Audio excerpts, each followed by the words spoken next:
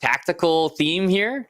Knight g5 is crazy. The idea of knight to g5 was that if the move bishop g7 had been played, there was some e5 tricks maybe brewing in the position. Some sort of, and instead of that, we have a repositioning to h3 and a close Sicilian-esque type of game. Magnus has played this as well with the knight on h3, and white will try to generate some sort of attack in the long run.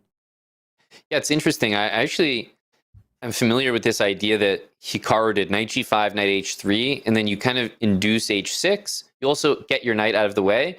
And amazingly, the knight can operate very decently from the f2 square. I feel like knights on f2 and f7 are some of my favorite pieces in chess. They're always like covering squares you don't expect them to. And in true Hikaru Nakamura style, you need a win. How about g4 and a massive kingside attack? I mean, this is definitely playing for the fans, playing for the result here. I like it. Absolutely. And he has to win.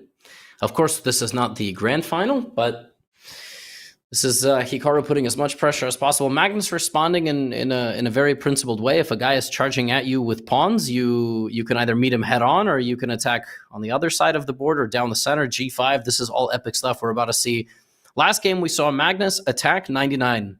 Hikaru defense 98. That was literally what it came down to. And this game, Hikaru might be turning it around and trying to test Magnus's defensive skills. Yeah, knight h7. So threatening to maybe take on g5, but also maybe just lock it up with pawn to h5. I definitely think the move f5, at some point needs to make an appearance. And let's not forget about development. Knight b1 to d2 to f3, maybe into g5. White needs to make sure all the pieces are part of the attack here, because you go too crazy without developing, it's probably not going to work out. I don't really agree. The move queen g4 is a mistake. I mean, it's at a best minus 0.4. This is just like a very natural move to me. And Magnus now giving Hikaru some things to think about him on. You said knight d2, knight f3, but if you start abandoning your queen side, it could come under fire. And there's moves like c4 that also question the integrity of your structure. So not an easy position at all. I mean, in a bullet game, this is like a 70% chance that Hikaru wins it, even against Matt in bullet, because it's much easier to attack in bullet chess. But with 8 minutes on the clock, it's not so simple. Exactly. I'm really surprised that Magnus is just so confident. I mean, maybe that's what it's like to be number one. He sees queen g4 aimed directly at his king, and he's like, sure, b4, just queen side move. I'm not scared at all.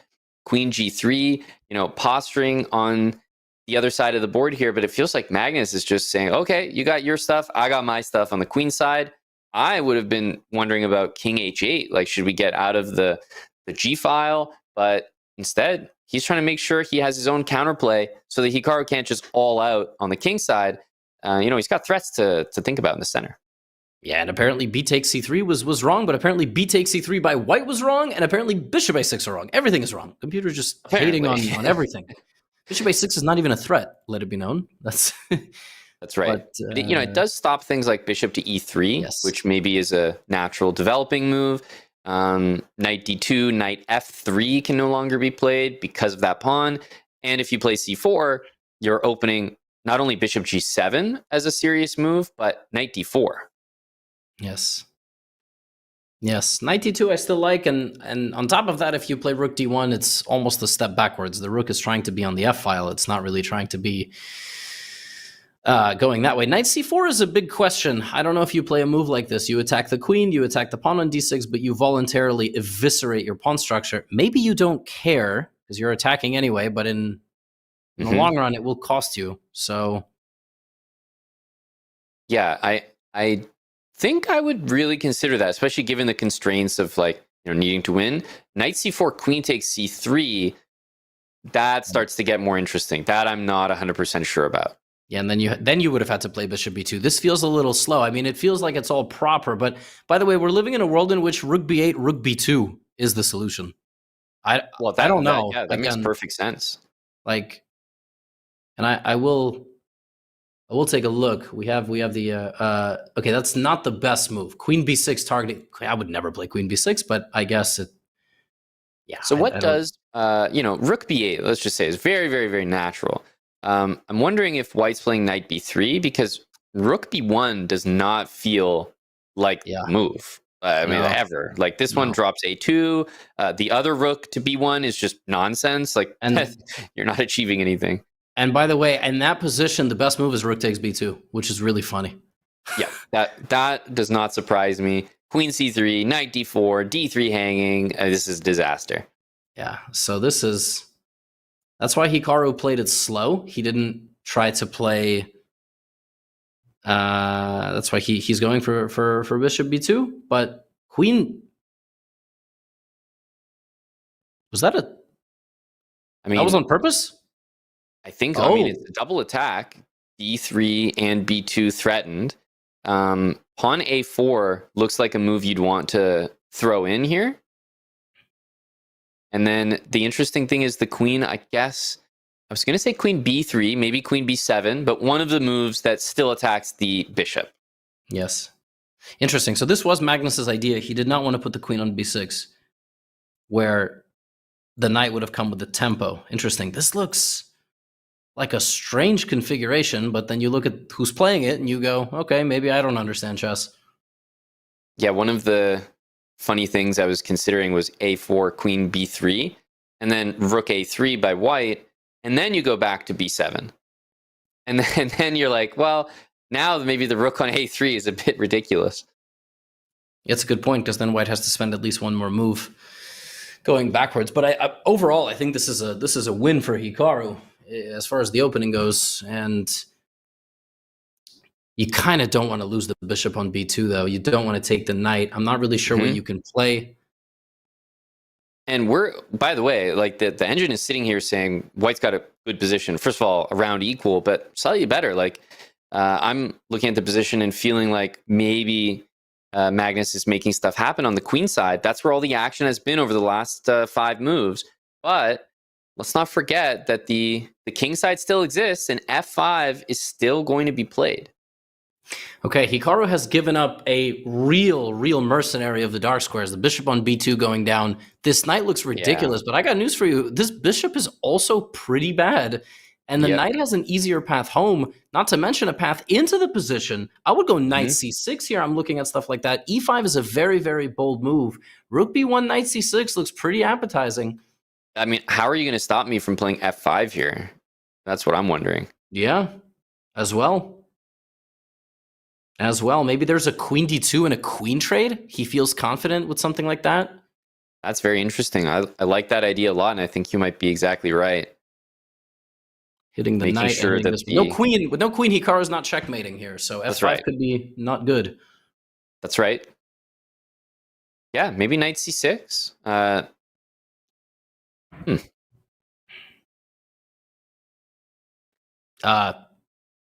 Let's see. Queen d2, definitely possible here.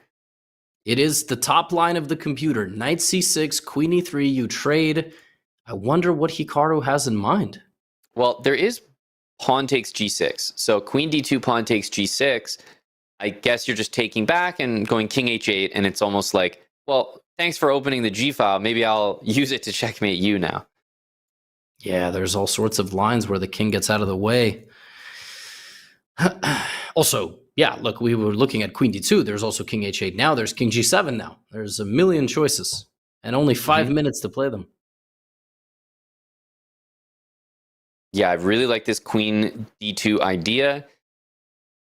Roughly 5 minutes apiece here for these two. So still a very, very healthy amount of time, considering the position is still very complicated. And if queen d2, queen e3 happens, the game's really going to simplify.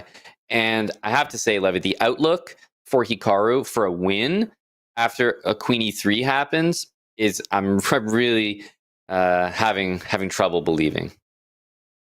Yeah, wow.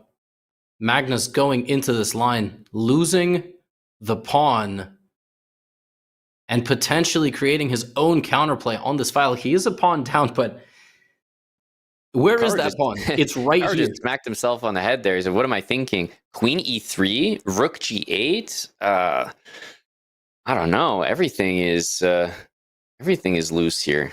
Yeah, apparently the best move there was bishop e3 and queen takes pawn, just greedily taking the pawn back. That's so crazy. I would never. But okay, queen h5. And So queen takes d6. Is there rook takes g2? yeah, that looks like a problem. There's a hanging bishop on a6 at the end. There's a hanging e5 pawn with check. It's just hard to navigate the full calculation, but I would at least be very concerned about it. Absolutely. Queen d6, rook takes, then you bring the second rook, and that whole sequence is actually going to end up being slightly better for black, but Magnus is not interested in that. He's just interested in a draw because that would end the match with a 2.5, 1.5 victory. So, yeah, queen h5 is the only way because you need to keep this knight protected. But I'd be worried if I'm Hikaru. I mean, this bishop is coming back very quickly, and if the pawn on d3 falls, everything is falling. Right. Let's pay attention here. Queen h5, yeah, definitely the safer move, more standard for sure. Everything looked like it was falling apart there with the sacrifice. I wish the bishop on a6 was a participant, right? If you could only just get that piece into the game, everything would be different. And I'm sure white feels the same about the knight on b3, right? Put it on d5, the whole game is different. Put it on f5, it's completely over. So both of these strong players missing a strong piece. Wow, Magnus is still going for it. He absolutely did not need to do that. What has he missed? He has missed rook f3. Rook f3 is not only a defensive move against the attack on the knight, it's winning for white.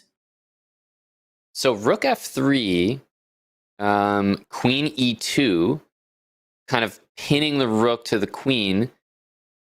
I guess there you can just go rook g1 or something. Yeah, just rook g1, and the knight comes back, and black does not have enough attacking pieces.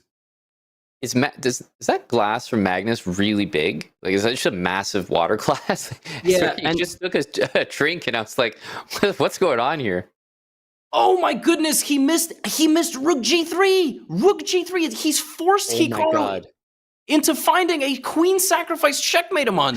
Wait, what? Magnus played this. Hikaru is like, he thinks he's lost. He's behaving like he's lost. He doesn't see rook g3 yet. Magnus played it like it was winning. This is such a crazy... He resigned! Oh my god, he resigned! He resigned. He's going to look at the game review now. Oh my goodness, he resigned in a winning position. And it smiles all around. It's just the most insane result in chess.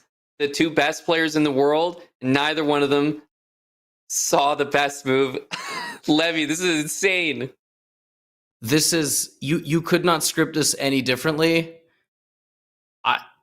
Let's put it this way, Amon. If this was a betting line on one of the sports betting partners, people would be real mad right now.